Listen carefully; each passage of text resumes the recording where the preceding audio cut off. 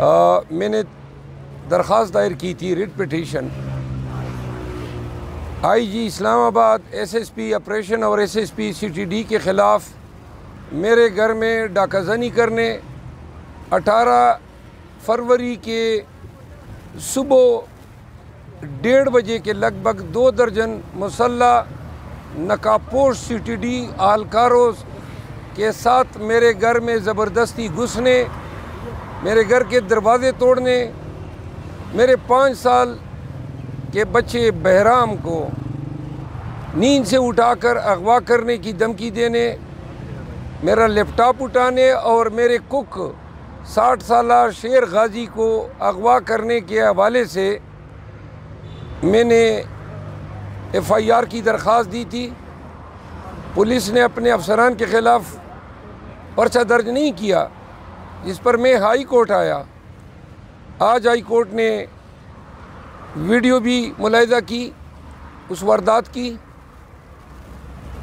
जो जराइम आईजी इस्लामाबाद ने किए हैं उनकी सज़ा उम्र कैद बनती है। पाकिस्तान के शहरियों और बिलखसूस इस्लामाबाद के फेड जैसे पोस्ट सेक्टर में मैं ख़ुद सुप्रीम कोर्ट का वकील हूँ, मुंतखब एमएनए हूँ, लेकिन जिस दहशतगर्दाना तरीके से पुलिस ने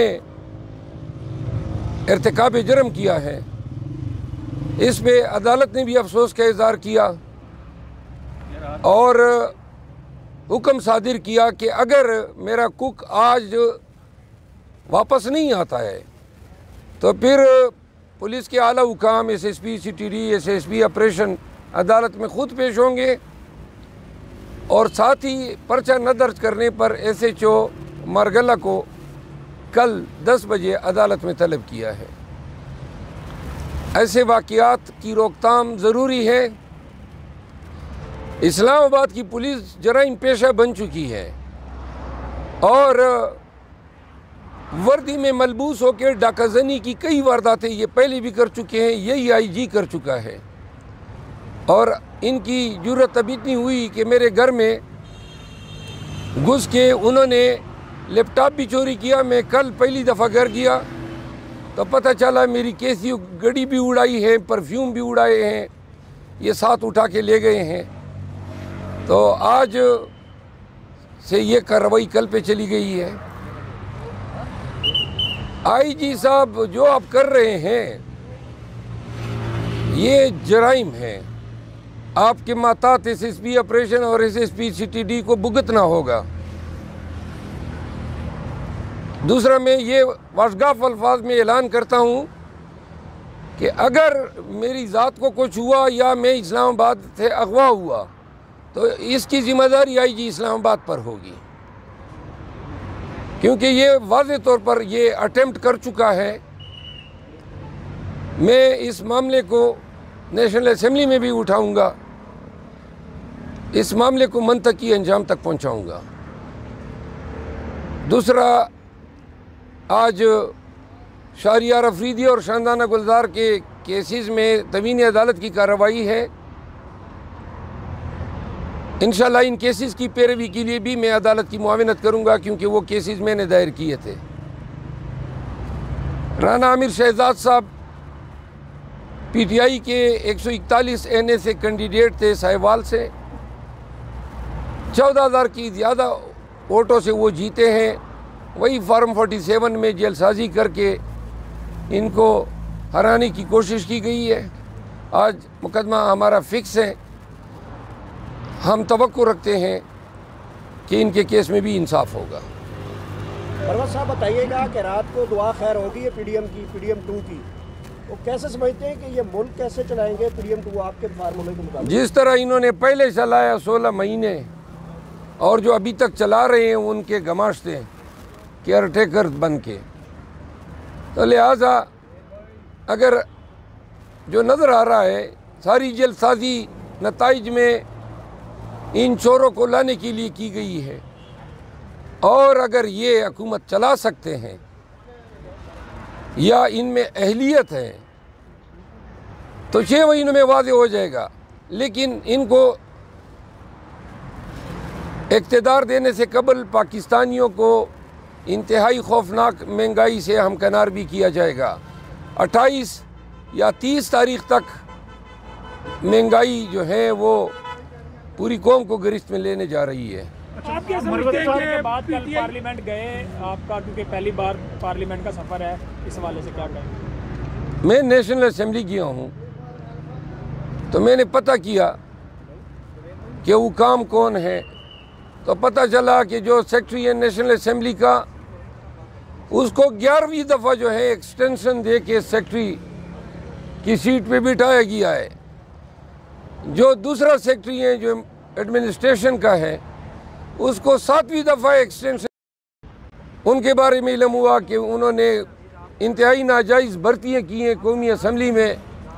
तो लिहाजा सबसे पहले एहतसाब तो ये नेशनल असम्बली के सेक्रेटरी एडमन और ये जो इन्होंने नाजायज़ भर्तियाँ की हैं, मैं ऐवान पे सबसे पहला एहतसाब इनका करूँगा और इनके हवाले से बासपुरस करूँगा कि ये पाकिस्तान में टैलेंट का कहत हो गया, अफसरान की कहत हो गई कि ये 11वां दफ़ा किसी आदमी को आप सेक्रेटरी के लिए एक्सटेंशन दे रहे हैं और करोड़ों रुपए तनख्वाहों की मद में ले जा चुका है।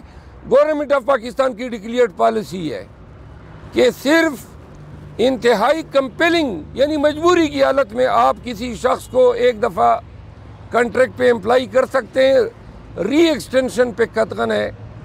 इल्म नहीं हो रहा है कि ये 11वीं दफ़ा इस सेक्रेटरी को किस तरह दिया गया।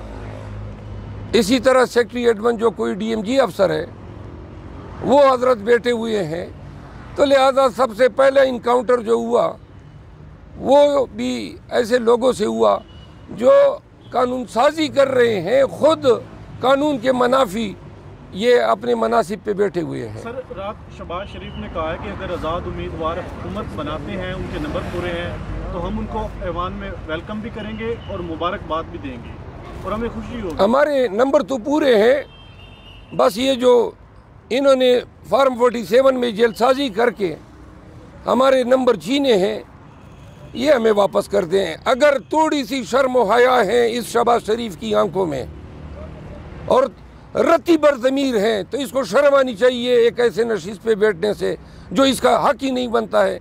इनको इल्म है नवाज शरीफ अपनी सीट लाहौर की हारा हुआ है, मरियम नवाज जो नॉमिनेट हो गई है वज़ीर आला पंजाब, वो अपनी सीट हारी हुई है। आवा बिगड़ा हुआ है। 80 नेशनल असेंबली की सीटें इन्होंने चोरी की हैं और वो भी पहले फार्म 45 पुराने ज़माने में या आज इस इलेक्शन से कबल फार्म 45 जो था वो टेम्पर हुआ करता था। अब इस दफ़ा ये क्यों नहीं हुआ?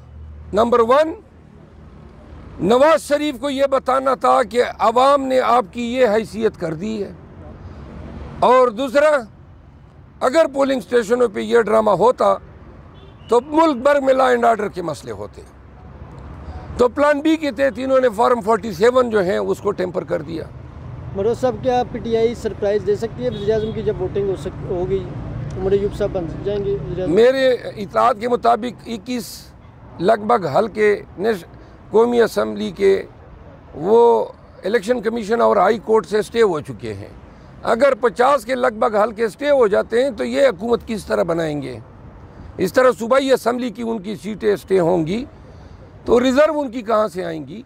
लिहाजा उनका हुकूमत बनाने का जो हदफ है वो पूरा नहीं हो रहा है। बरवत साहब, बताइएगा कि IMF की तीसरी किस्त आ रही है, लेकिन तीसरी किस्त में उन्होंने शर्त रखी थी कि फ्री एंड फेयर इलेक्शन होंगे तो हम तीसरी किस्त देंगे। तो अब वो तीसरी किस्त दे जाएगी? किस तरह की इंटरनेशनल रिपोर्ट्स पाकिस्तान का जो इलेक्शन होगा उसके ऊपर आप सपोर्ट करेंगे? हमने पहले IMF के साथ डील को सपोर्ट किया था, कतई नहीं करेंगे ताकि ये पैसे इन चोरों को मिले और ये जनाब फिर जो है बाहर भेजें। IMF की डील में free and fair transparent election शर्त थी और इलेक्शन का इन्होंने ये हाल कर दिया है। तो लिहाजा पाकिस्तान तहरीक इंसाफ पहले हमने कोऑपरेट किया था, इंशाल्लाह कोर कमेटी इस पर डिस्कस करेगी, खान साहब से हम इस पे बात करेंगे और एक क्लियर कट मौक़िफ़ के साथ आएंगे। परवेज़ साहब, अगर आप डील नहीं करेंगे तो खुदा ना खास्ता कि पाकिस्तान डिफॉल्ट करेगा तो नजरें तो या जो डायरेक्शन आएगी तो वो पीटीआई की तरफ आएगी। देखिए, पाकिस्तान तहरीक इंसाफ ओवरसीज़ के बलबूते पे रिमिटेंसीज की मद में इस मुल्क को इन माशी बदतरी से निकाल सकती है। दूसरी बात, अगर ये शर्त है कि जी कौम डिफ़ॉल्ट करेगा और डिफ़ॉल्ट से बचाने के लिए पीटीआई ने फिर कुर्बानी देनी है, हमारे लिए डिफ़ॉल्ट से कबल और तमाम चीज़ों से अव्वल तर जो है वो रूल ऑफ लॉ है। जिस मुल्क में, जिस रियासत में कानून की हुक्मरानी ना हो, वो अखलाकी तौर पे भी डिफ़ॉल्ट कर चुका होता है, कानूनी तौर पर भी कर चुका होता है। अगर रूल ऑफ लॉ नहीं है, 10 दफ़ा ये मुआशी तौर पे डिफ़ॉल्ट कर जाए, लेकिन मुल्क को ज़रूरत है रूल ऑफ लॉ की। अगर रूल ऑफ लॉ कंप्रोमाइज़ होती है मुआशी डिफ़ॉल्ट पे, हमारी तरजीह जो है रूल ऑफ लॉ होगी। बहुत शुक्रिया सर, परवेज़ थैंक साहब, यू। बिलावल भुट्टो कह रहे थे कि हमने बारहा आपसे रिक्वेस्ट की कि हम मिलकर हुकूमत बनाएंगे, तो किस वजह से? यही बात तो मैं कर रहा था कि पीपल पार्टी हमें बार बार कह रहे थे आए मिल के हुकूमत बनाते हैं। हम पाकिस्तानियों को बताना चाहते हैं हमारी कोई ख्वाहिश नहीं है ऐसे लोगों के साथ हुकूमत बनाने पे जो खुद मैंडेट चोरी कर चुके हैं। तो लिहाजा प्लीज़ ज़रा थोड़ी सी ये तवज्जो दें। बिलावल भुट्टो साहब पीपल पार्टी, MQM और नून के साथ जिन्होंने हमारा मैंडेट चोरी किया है, कतईन जो है हम हुकूमत साजी का हिस्सा नहीं बनेंगे। शुक्रिया।